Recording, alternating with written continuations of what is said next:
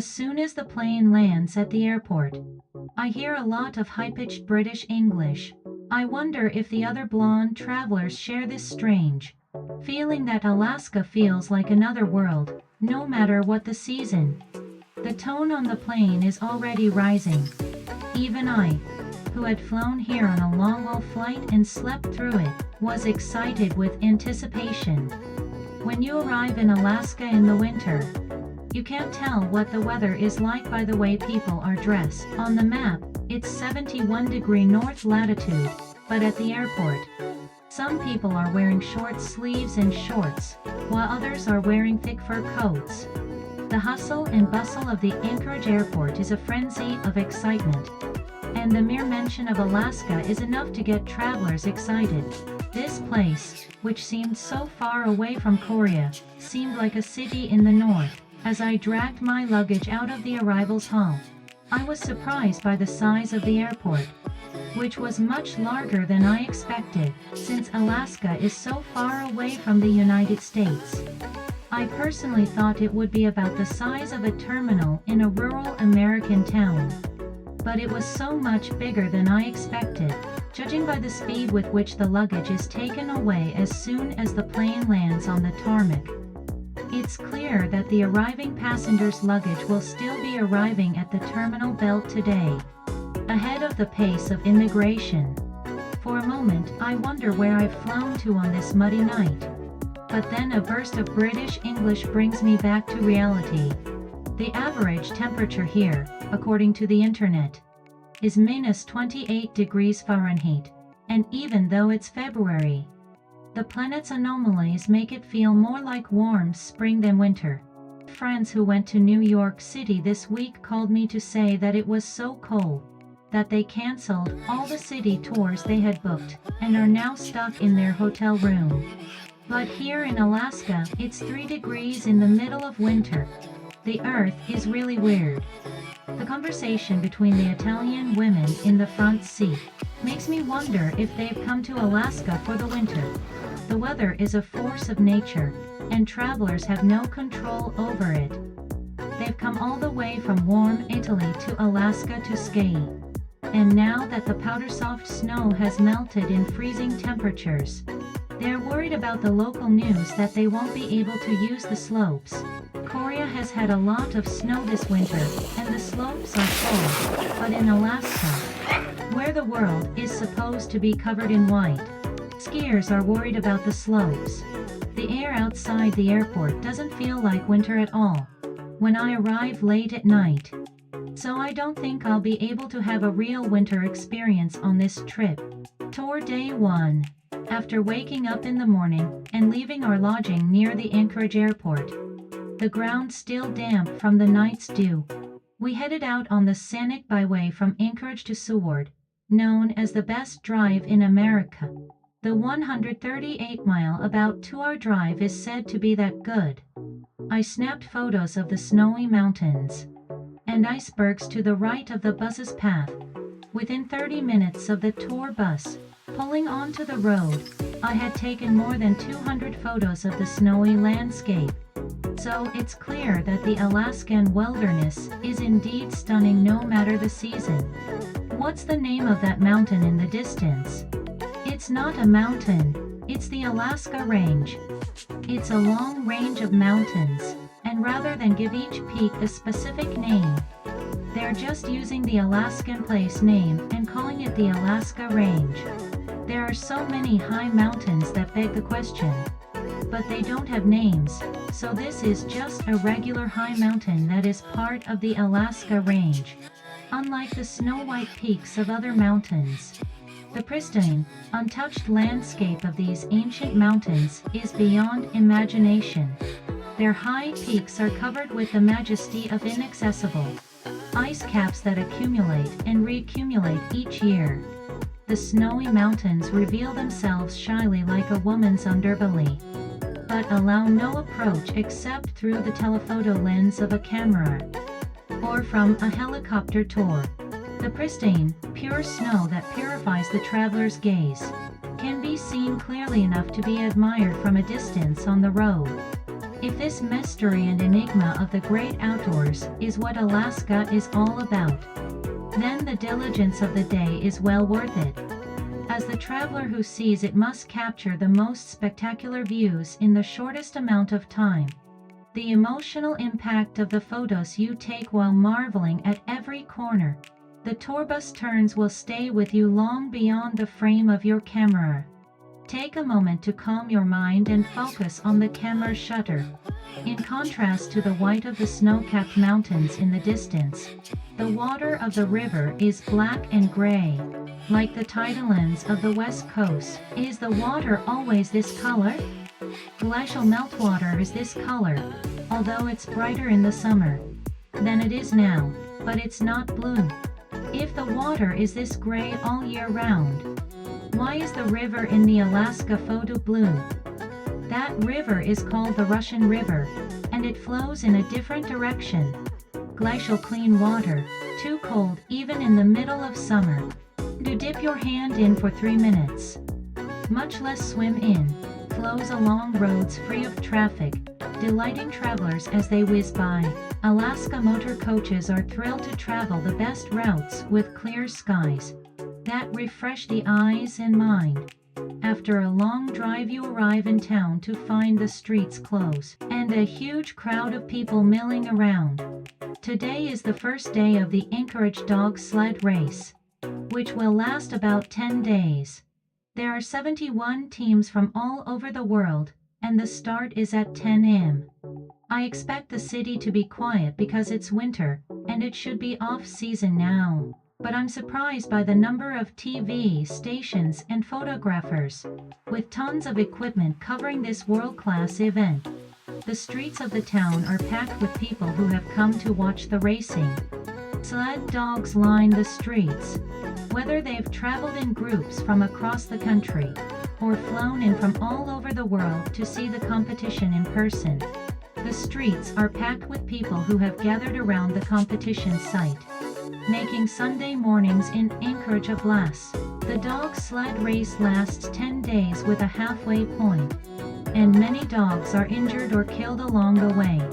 The sled dogs, Alaskan huskies, look amazing and bark loudly, as if they don't know what's coming next, responding to camera shots and cheers. Every time they bark, the crowd cheers at their majesty. The streets are often clogged with broadcast crews, cameras and people interviewing the athletes, and the streets are cluttered with camera equipment. But no one seems to mind. When the snow melted because of the warmer weather, they were forced to put a lot of snow on the road to organize the competition. This is because the dogs have to run on snow, so it is necessary to create artificial snow so that they can start the race on time. All the dogs wear cute little shoes on their paws, because it's part of the competition rules. As I watched the Alaskan huskies start one by one every 2 minutes, I understood why lodging in this town is so expensive. The rules of the race are that it doesn't matter which way you run to get to your destination, it's all snow, so there are no roads. But you have to get to the designated checkpoints. It's a 24-hour race, but it doesn't matter where the teams sleep. Whether they run for a few hours or all night, results are announced at the finish line.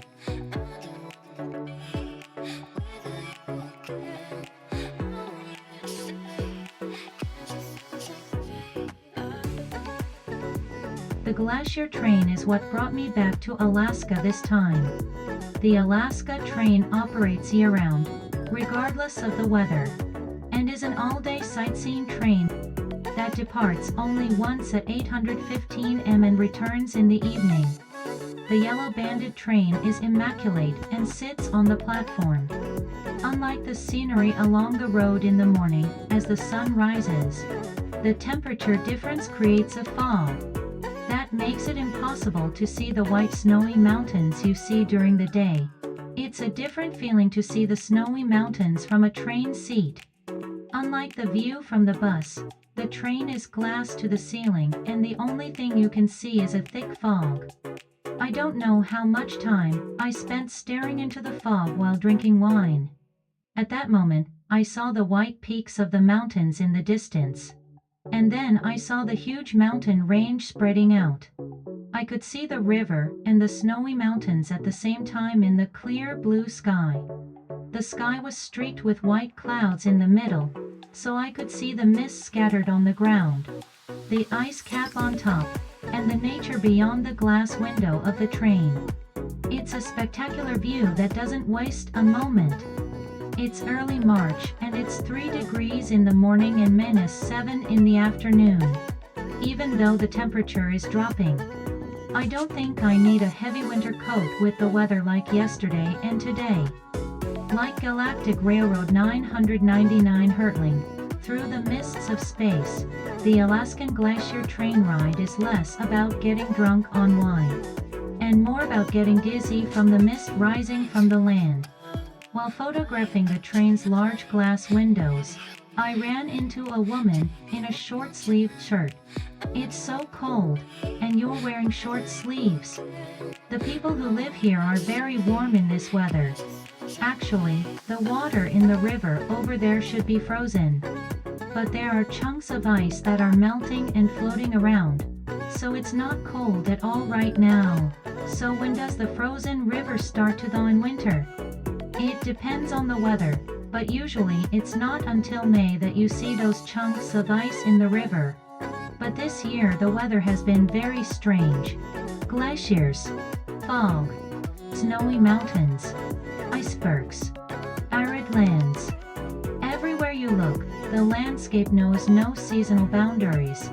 The train ride to Glacier, Alaska shows the stark difference between the hustle and bustle of everyday life and the time created by Mother Nature.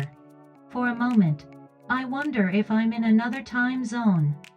To her reassurance that it's not cold at all, I take off my gloves. With a glass of wine in one hand and my camera in the other, I press the shutter. It's a very short time, but the air is cold enough to freeze my hands. The white wine in my other hand is as cold as ice water, and my whole body is shaking. Oh, that's weird. It clearly says it's not below freezing. It feels like everything is freezing. It seems colder than winter in Korea, but it's really cold here. The wind in Alaska is so strong that your hands freeze. But if we call it warm, how cold is a real winter, not an anomaly? The black, muddy water is salt from the ocean and shouldn't freeze. But the winters here are said to freeze even salt water, so be prepared for a winter trip to Alaska. However, Alaska's peak travel season is summer, when everything changes. The colors of nature change from white to green, and then back to blue. However, travelers who only visit in one season don't realize how quickly the colors change from the white of winter to the green of spring to the blue of summer. Travel brings expectations, and travelers are always greedy for scenery. As the seasons change, we expect these rivers to be greener in the summer. But when the actual ice cap melts, and the water first flows into the river, it is completely black, like a tidal mud flat. The high mountains in the distance are always covered with white snow, but above the tree line, where no trees grow, there is an ice cap, so the snowy mountains don't disappear in the summer. Below, green trees sprout, and when spring comes to the land, wildflowers of various colors bloom, and the fields with mountains and rivers become a field of flowers. That's why when you see photos of Alaska, you usually see a watercolor of icebergs, flowers, blue rivers, and green coniferous forests in a single photo. Alaska travelers who return in the summer, like me, are sure to come back for more, hoping to capture all 4 seasons in one frame. The seasons here defy the common sense of travelers who say it's not spring but not spring, winter but warm. The Alaskan Glacier Train running today may be winter air rushing through summer sunshine. My winter trip doesn't capture all of Alaska's seasonal chance, and I leave my camera shutter open to the Arctic sky in anticipation of my next trip. Thank you for listening Thori's travel stories.